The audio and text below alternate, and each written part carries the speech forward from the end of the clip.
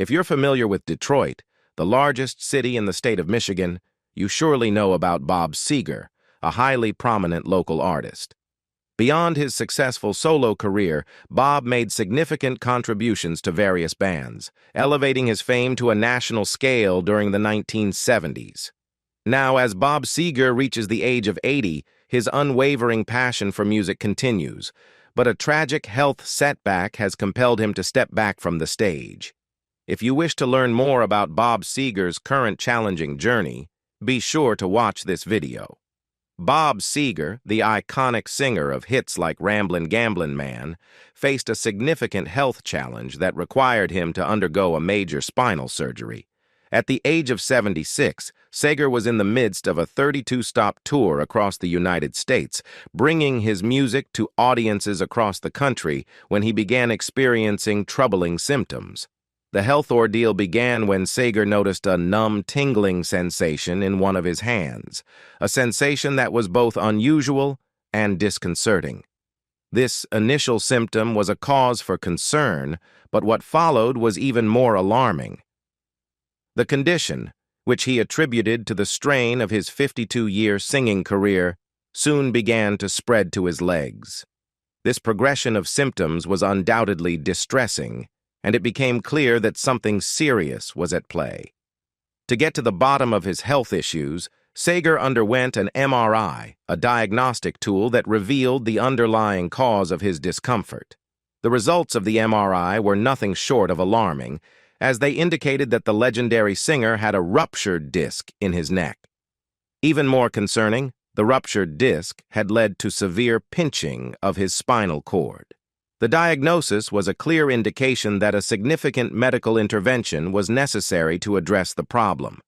The surgical solution chosen in this case was a cervical laminectomy, a major procedure aimed at relieving pressure on the spinal cord. Such surgeries are typically intricate and require a high level of expertise from the medical team. This health scare undoubtedly presented a major challenge for Bob Seger. It required him to take a break from his tour and focus on his recovery and rehabilitation. It's worth noting that spinal surgeries can be physically and emotionally demanding, often requiring a considerable period of rest and recuperation. Having been singing with incredible intensity for a remarkable 52 years, Seger candidly acknowledged the strain that such a career places on the upper shoulders and neck, the very areas responsible for the production of his signature sound. Seger's assessment of his situation was straightforward. The strain of his long and passionate singing career had finally taken its toll on his body. He described the moment when it became apparent that something was amiss, recalling that he felt as though he had popped out a disc in his neck. This description underscores the immense physical effort and endurance required to deliver performances characterized by his powerful vocals. The consequences of this strain manifested in the form of pinched nerves, a condition that occurs when any underlying issue, such as a ruptured disc in Seger's case, places undue pressure on the spinal cord. The spinal cord serves as a vital conduit for sending messages from the brain to the muscles, regulating various bodily functions. When the nerves within the spinal cord become pinched, it can result in a range of symptoms, including pain, numbness, or weakness, as explained by the Mayo Clinic. Despite experiencing alarming numbness in his hands, Seger displayed incredible determination and resilience by continuing to perform additional shows. This decision, however, was not without its risks. After undergoing MRI scans, Seger received a sobering warning from specialists. "If you start dragging a leg, run for an emergency." This cautionary advice underscored the seriousness of his condition and the potential for permanent nerve damage if not addressed promptly. The emotional and physical toll of performing night after night, pouring his heart and soul into every song, was undoubtedly nerve-wracking. Still, Seger chose to press on, committed to fulfilling his obligations to his fans. His steadfast determination to complete his tour before seeking medical treatment is a testament to his dedication and professionalism as a performer. It was during this critical period that he had a shocking realization. His left leg was no longer responding as it should. Instead, it was being dragged around involuntarily. This alarming development forced him to confront the gravity of his condition, leading to the inevitable cancellation of his tour. The stark reality of his situation left him with no choice but to prioritize his health and well-being. Upon seeking medical attention, specialists presented Bob Seger with a range of procedure options to address his spinal condition. Remarkably, he made a courageous decision to choose a procedure that avoided any potential risks to his larynx, the vital part of his anatomy, responsible for his distinctive singing voice. This choice highlighted his unwavering commitment to preserving his ability to continue making music, even in the face of significant health challenges. The procedure Bob Seger ultimately underwent is known as a cervical laminectomy. In simple terms, a laminectomy involves the removal of parts of a bone in the spinal cord, specifically the lamina. The primary goal of this surgery is to alleviate the pressure exerted on the nerves within the spinal cord. This pressure relief is essential for preventing further damage and facilitating the recovery of nerve function. The procedure is a delicate and intricate one, often requiring a highly skilled medical team to ensure its success. While Bob Seger displayed remarkable courage in choosing the procedure, he was not oblivious to the pain that would come with it. He described the pain as reaching an intensity level of approximately 8 on a scale of 1 to 10.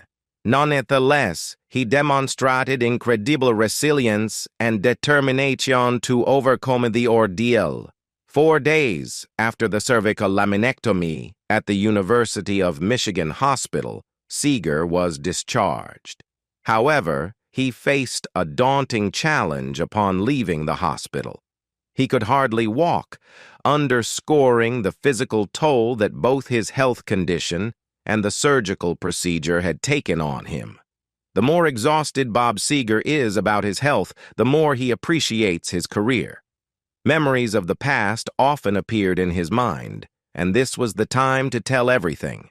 The year was 1983, and the United States was witnessing an internal migration of epic proportions, one that had the potential to rival some of the most iconic migrations in its history.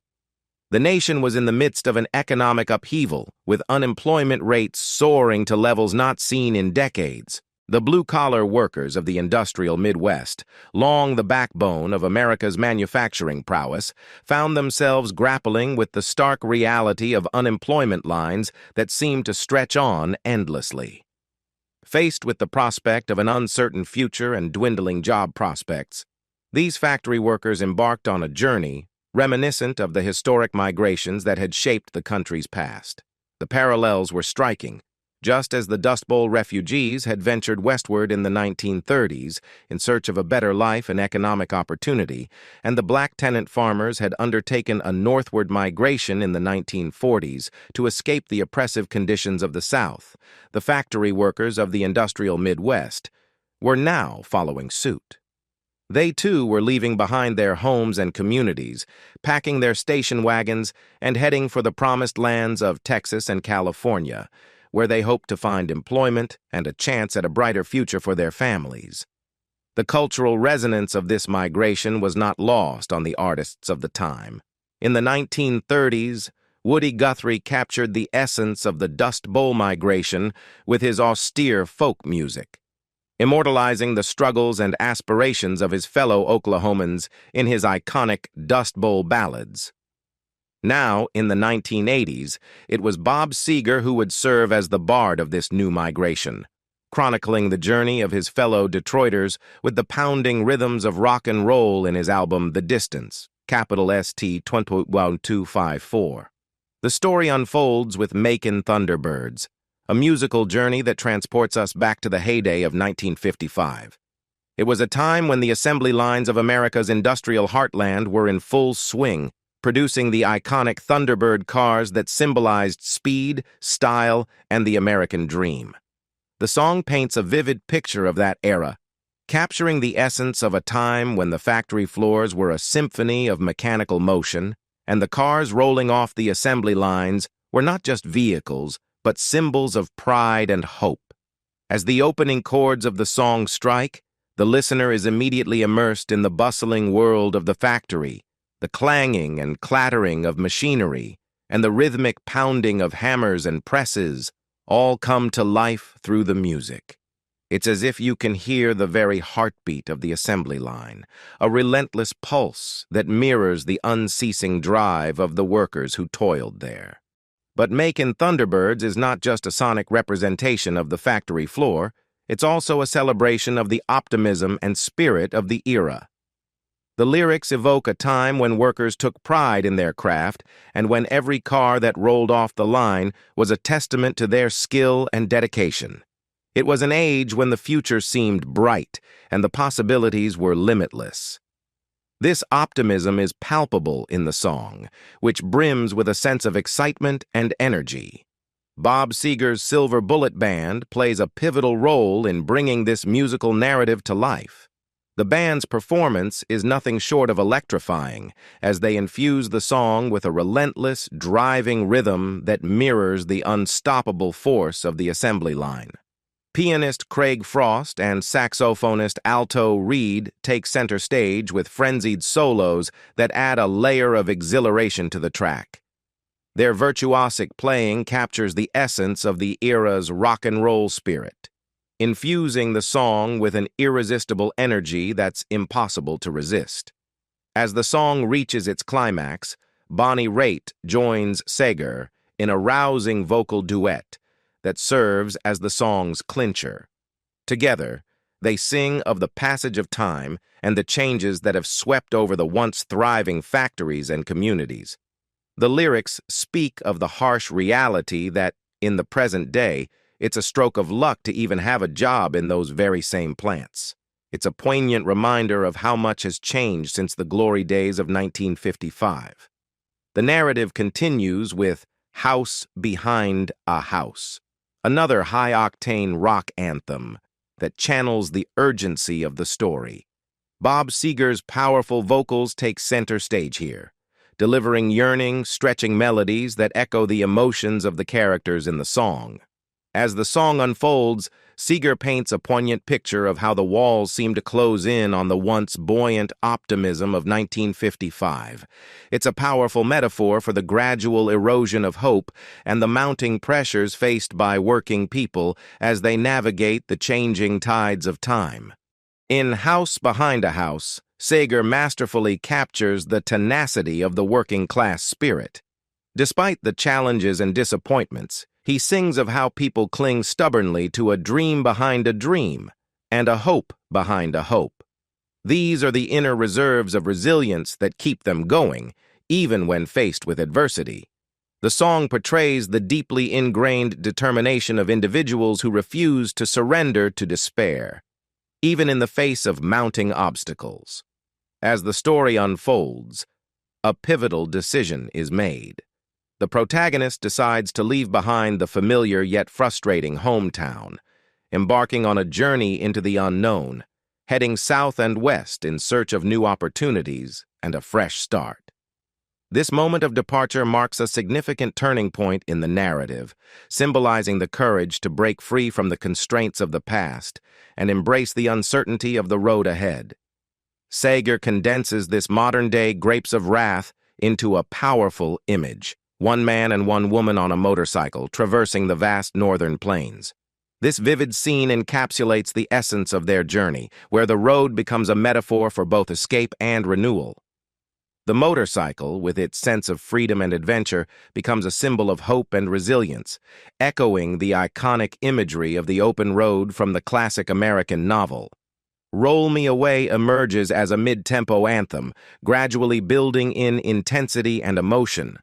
The song's pacing mirrors the gradual transformation of the characters' emotional states as they leave behind the confines of their hometown and embark on a journey of self-discovery. The music mirrors the exhilarating feeling of hopes being renewed, capturing the sense of liberation and possibility that comes with the decision to move forward. While the Frost Belt's steady paycheck can provide financial stability, it becomes apparent that it cannot fully compensate for the intangible aspects of life left behind. the sense of loss becomes palpable, as they come to realize that money alone cannot buy the cherished connections with friends and family, the sense of belonging to clubs, and the camaraderie of bands that once defined their lives. In Boomtown Blues, Bob Seger reflects on the plight of an old friend who had achieved financial success in the Sun Belt but had become homesick and disenchanted with the relentless pace of change in their new surroundings.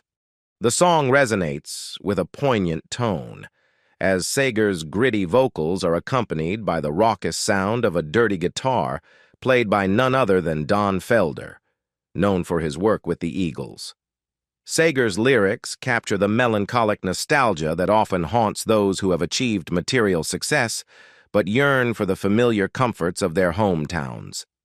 The Boomtown Blues serve as a reminder that wealth and success can come at a profound emotional cost.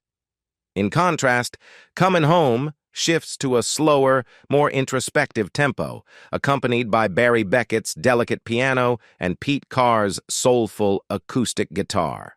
Here, Seger tells the story of another friend who had set out for the Sun Belt with grand dreams, only to find disappointment waiting at the end of the rainbow.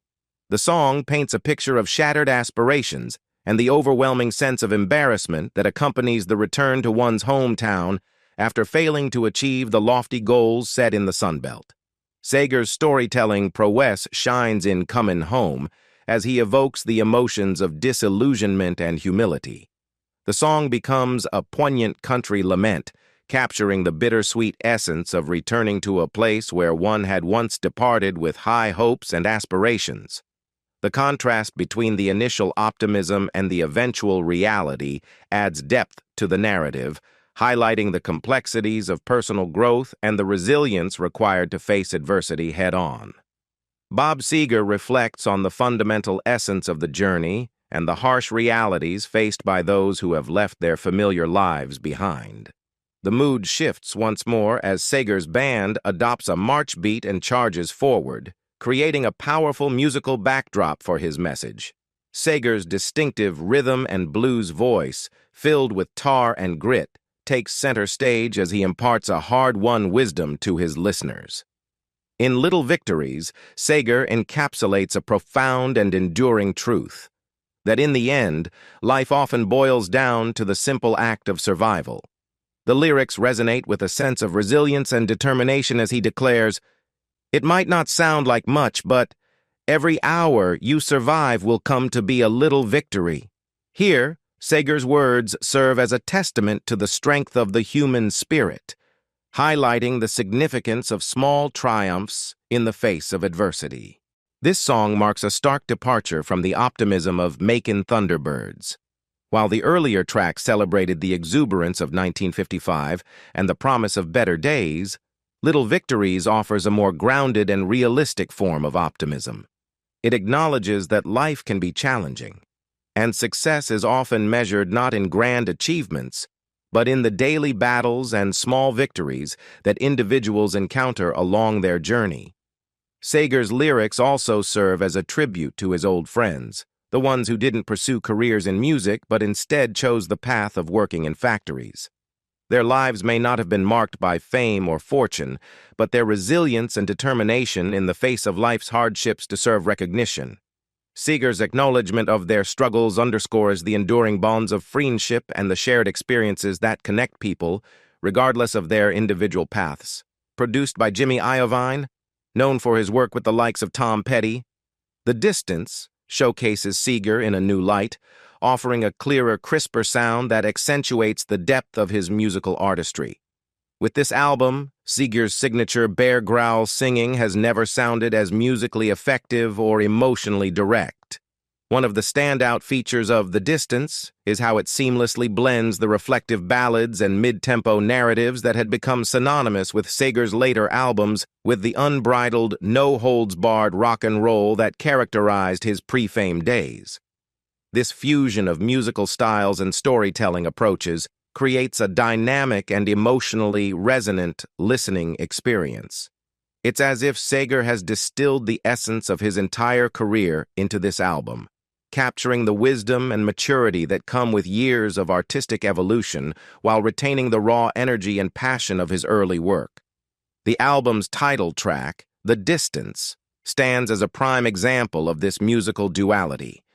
It effortlessly weaves together the introspective and the electrifying, showcasing Seger's ability to craft songs that are both thought-provoking and exhilarating. His lyrics delve into the complexities of life, offering insights into the human condition with depth and sincerity that connect with listeners on a profound level. With "The Distance," Bob Seger demonstrates his enduring relevance and artistic growth, and it is a testament to his enduring status as a musical force to be reckoned with. The album's sonic clarity and emotional resonance underscore the enduring impact of his work on the American music landscape. In light of the album's strengths, it becomes evident that Bob Seger deserves to be recognized as a peer of legendary artists like Bruce Springsteen. Both Springsteen and Seger share the distinction of being great populist voices, chronicling the experiences, struggles, and aspirations of everyday people through their music. Within "The Distance," Bob Seger not only delves into the challenges of the Frost Belt crisis, but also offers a more intimate exploration of the human experience through 3 finely crafted love songs. The first of these love songs is Rodney Crowell's "Shame on the Moon," which serves as the album's only cover tune. This track had already become a hit single and marked Seger's inaugural entry into the country music charts. The song is a masterful exploration of the hidden facets of people's personalities, the parts of themselves that are often revealed only in the intimate moments shared between lovers. With his distinctive raspy voice, Seger breathes new life into this composition, infusing it with emotional depth and authenticity. "Shame on the Moon" takes listeners on a journey through the complexities of human relationships, unraveling the enigma of desire and vulnerability that exists within us all. Seger's own composition, "Even Now," follows as another love song in the album's repertoire. Backed by pianist Roy Bittan, who adds those signature Springsteen anthem touches to the arrangement, Seger's vocals convey a sense of incredulous wonder and profound gratitude. In comparing Bob Seger and Phil Lynott, it becomes evident that both artists share a hard rock background and a common desire to be the voice of their young, working-class audience. However, their approaches to music and songwriting reveal distinct differences in style and consistency. Phil Lynott, known for his role as the driving force behind the Irish hard rock quartet Thin Lizzy, has often captivated audiences with his performances, but his songwriting has been somewhat uneven. While possessing promising talent, Lynott occasionally struggles with maintaining a consistent level of quality in his compositions. Unlike Seger, who is renowned for his self-discipline in crafting poignant and emotionally resonant songs, Lynott at times veers into heavy-handed irony or meandering monologues. Lynott's solo work, exemplified by his second solo album, the Philip Lynott Album, released under Warner Bros.' catalog number 237451, offers a tantalizing yet frustrating listening experience.